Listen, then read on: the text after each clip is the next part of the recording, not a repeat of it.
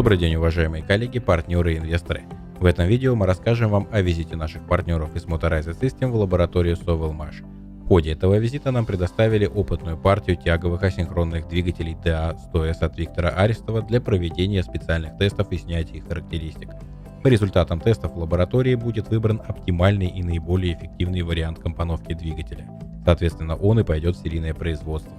В дальнейшем каждый желающий сможет приобрести себе двигатель DA100S, построенный на основе технологии «Славянка». Все характеристики, представленные в этом видео, являются предварительными. После поступления двигателя в серийное производство мы сможем предоставить конечный вариант.